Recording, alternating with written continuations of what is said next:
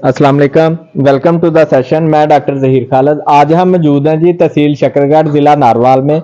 गांव का नाम है जी मरियाल स्टेशन। अली गुज्जर साहब का फार्म है जी, यहाँ हम मौजूद हैं। तो अली साहब से मैं ब्रीडर के मतलब, ये ब्रीडर है जो बफलोस के लिए इस्तेमाल करते हैं। तो मैं आज इसी पे बात करूंगा, ब्रीडर पे, क्योंकि इस एरिया में हम इस चीज़ पे इतनी तवज्जो नहीं देते। पहले हम अली साहब से पूछेंगे कि उन्हें ये पसंद क्यों है, फिर अब मैं इंशाल्लाह कोशिश करूंगा कि अपने यहाँ जो आया हूँ इस विज़िट को ना मैं लोगों को एजुकेट कर सकूं, जितना मेरा नॉलेज है उसके मुताबिक मैं बता सकूं कि आपको कैसे ब्रीडिंग करनी है। ब्रीडर, आइडियल ब्रीडर जो है वो किस तरह का होना चाहिए। तो अली साहब मुझे बताइएगा कि आप इस ब्रीडर को इस्तेमाल कर रहे हैं अपने जानवरों को हमला करवाने के लिए। जी डॉक्टर साहब, हमारे पास फिलहाल यही ब्रीडर है। इसकी बड़ी वजह जो है ये हमारे घर का है। ठीक है। तो इसकी जो माँ थी, जो मदर थी, उसका दूध मिल्क रिकॉर्ड जो था वो अच्छा था। वो तकरीबन 16-18 लीटर तक था। तो इस वजह से हमने ये रखा हुआ, और साथ में ये हमारा डबल काम देता है। कोई चारा वगैरह भी जो मुलाजम है वो इसी पे ले आते हैं, ट्रैक्टर को नहीं लेके जाना पड़ता। ठीक है। तो तो दूसरा डेफिनेटली मेरा ख्याल है इसकी, आप बता रहे हैं कि जो 10 जानवर हैं 10 के 10 हामला है और बच्चा देने के बाद जानवर 2-3 महीने में ही प्रेग्नेंट हो जाता है। तो दूसरा मेरा ख्याल है इसकी फिर कंसेप्शन रेशो अच्छी होगी कि जिस बफलो को ये क्रॉस करता है वो प्रेग्नेंट हो जाती है। जी डॉक्टर साहब, जिस बफलो को भी ये मीट करता है वो प्रेग्नेंट हो जाती है। कोई रिपीट वाला चांसेस नहीं होता, बहुत कम। कोई शाज़ो नज़र हो जाए तो वो अलग बात है, लेकिन ऐसा नहीं होता। ठीक है। मुझे बताइएगा कि आप माशाल्लाह से बता रहे हैं कि इसकी माँ का जो रिकॉर्ड है वो अच्छा है। तो आपके पास इसके बाप का भी कोई डाटा है कि इसका बाप कौन था, या कोई आप ये खरीद के लाए थे इसकी माँ हामला बाहर से? जी, हमने ये इसकी माँ जो थी वो अकाड़ा मंडी से ली थी। तो बाप के रिकॉर्ड का तो कोई पता नहीं था, माँ के साथ ही आया था। ठीक है जी, माशाल्लाह जी।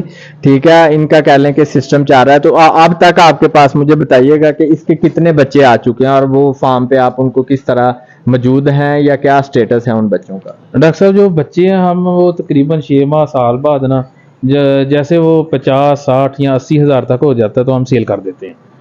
जो ठीक। दूसरे जो फार्म के छोटे मोटे अखराजात होते हैं, कह लो तूड़ी जो लेनी होती है साल बाद, कोई साइलेज वगैरह, तो वो उन्हीं बच्चों से हम मैनेज करते हैं। ठीक है, माशाल्लाह। तो मतलब कह लें कि आप इसके बच्चे जो हैं वो आपके फार्म पे कोई भी जवान नहीं हुआ, आप उनको सेल करके तो अपना जो फाडर है, साइलेज या तूड़ी या इस तरह की कोई ज़रूरत को ज़रूरी पूरा है, कर बिल्कुल। लेते हैं। वो कर लेते हैं पूरी। तो इसका बच्चा जो हमारे फार्म पे वो कोई भी नहीं है, हम सेल कर देते हैं। ठीक है जी, माशाल्लाह जी।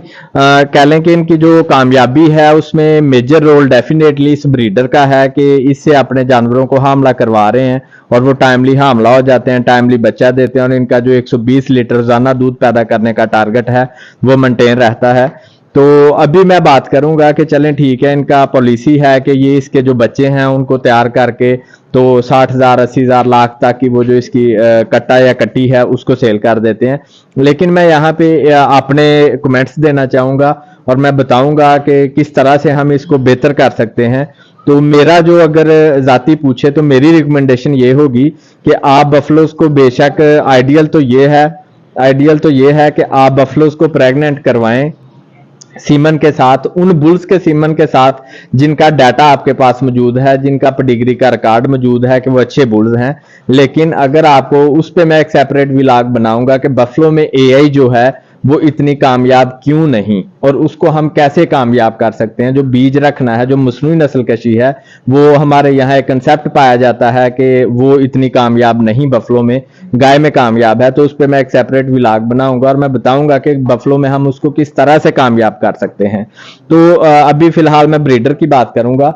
तो माशाल्लाह से ब्रीडर का यही है जी कि देखें, आप इस ब्रीडर को देखें, इसकी कंसेप्शन तो अच्छी है, प्रेगनेंसी तो अच्छी है, जानवर हामला होते हैं। लेकिन अगर हम इसके बात करें कि ट्रेड्स वाली, कि मिल्क ट्रेड्स, तो मेरा नहीं ख्याल कि इसमें कोई बहुत अच्छे मिल्क के ट्रेड्स हैं।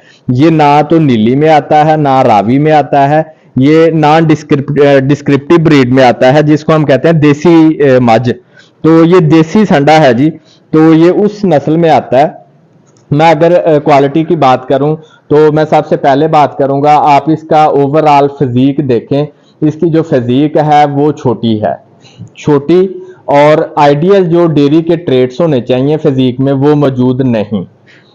नीचे आप इसकी लेग्स पे आ जाएं, लेग जो हैं वो आइडियल नहीं।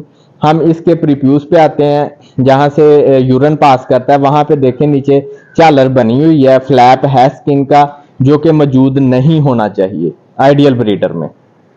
ये मैं बात कर रहा हूँ, ब्रीड की मैं बात नहीं कर रहा, मैं ब्रीडर की बात कर रहा हूँ कि अच्छे ब्रीडर में क्या क्या चीजें होनी चाहिए। अगर हम पीछे से आप दिखा सकें, आप इसके टेस्टिकल्स को देखें, जो टेस्टिकल्स का साइज है इस एज में, टेस्टिकल का डाया मेजर तो मैंने नहीं किया, लेकिन देख के ही अंदाजा हो रहा है कि टेस्टिकल का जो डायामीटर है, जो चौड़ाई है, वो बहुत थोड़ी है। तो इतनी थोड़ी चौड़ाई के साथ ब्रीडर परफॉर्म नहीं कर सकता। फिर आप इसका पुट्ठा दिखाएं, पुट्ठे को आप देखें, वो किसी भी हवाले से आइडियल नहीं। जो अच्छा ब्रीडर है उसका पुट्ठा इस तरह से होता है कि वो अपनी वो पुट्ठे वाली जो कह लें कि जीन्स हैं, उनको आगे अपनी बच्चियों में शिफ्ट करे, ताकि उनका पुट्ठा चौड़ा हो, लंबा हो, ताकि उनका हवाना भी चौड़ा और लंबा हो और वो ज्यादा दूध दे सकें। अब जबकि पुट्ठा ही इतना छोटा है इसका, तो यही पुट्ठा अगली बच्चियों में शिफ्ट करेगा, यही जीन्स। तो जब उन बच्चियों की लेग्स जो हैं वो बिल्कुल एक दूसरे के करीब होंगी, उनके जो नीज हैं वो नकलिंग करेंगे, आपस में टकराएंगे, तो वहां हवाने के लिए जगह ही नहीं बचती। सो आइडियल ब्रीडर आगे अपनी नस्ल में वो खूबियां शिफ्ट करता है कि हवाने के लिए सबसे पहली चीज है, हवाने के लिए वहां स्पेस का होना, कि उतनी जगह हो कि वहां पे बड़ा हवाना अकोमोडेट हो सके। लेकिन ये ब्रीडर मेरा नहीं ख्याल कि अपनी अगली नस्ल में कोई भी ऐसी खूबी शिफ्ट करने के काबिल है। और सबसे अहम चीज कि ये नॉन डिस्क्रिप्टिव है, देसी है, इसका कोई पता नहीं इसका बाप कौन है।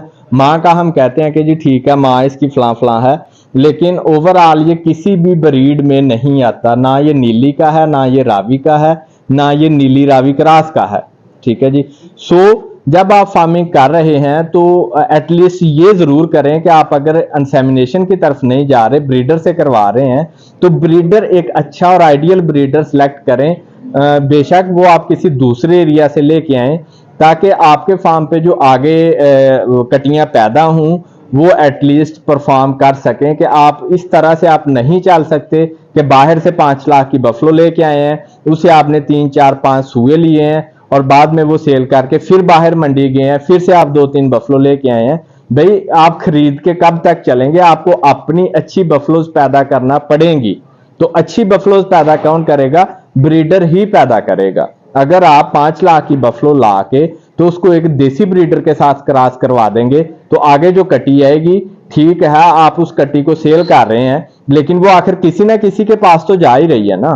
तो आप क्या कंट्रीब्यूट कर रहे हैं लाइफ स्टॉक सेक्टर के लिए? इस सेक्टर के लिए आपकी कंट्रीब्यूशन क्या है कि आप एक वो प्रोडक्ट पैदा कर रहे हैं जिससे आप खुद तो जान छुड़ा लेंगे, लेकिन आखिर वो मार्केट में जाएगी। कल को हो सकता है जो आज आपने बेची है, 2-3-4 साल बाद आप मंडी से कोई जानवर लेने जाएं तो वही या उसी की कोई बच्ची वापस आपके अपने फार्म पे आ जाए। सो कोशिश करें कि अच्छा ब्रीडर हो, और एटलीस्ट आप मार्केट में जो जानवर सेल करें, जो जानवर स्प्रेड करें, अच्छे जानवर मार्केट में जाने चाहिए, ताकि अच्छे जानवरों की तादाद में इजाफा हो, ना कि अच्छे जानवरों से आप बुरे जानवर पैदा करके उनको मार्केट में स्प्रेड करें कि कल को आप अच्छा जानवर ढूंढते फिरें और पूरी मार्केट से आपको कोई अच्छा जानवर ना मिल सके। तो ये था जी ब्रीडर के मुतालिक मेरे कमेंट्स। नेक्स्ट मेरा व्लॉग आएगा इंसेमिनेशन टाइम बफलो में, हम कैसे उसको करें कि वो बफलो जो हैं वो सीमन के साथ प्रेग्नेंट हों। तो इसके साथ मुझे इजाजत दें जी, अल्लाह हाफिज।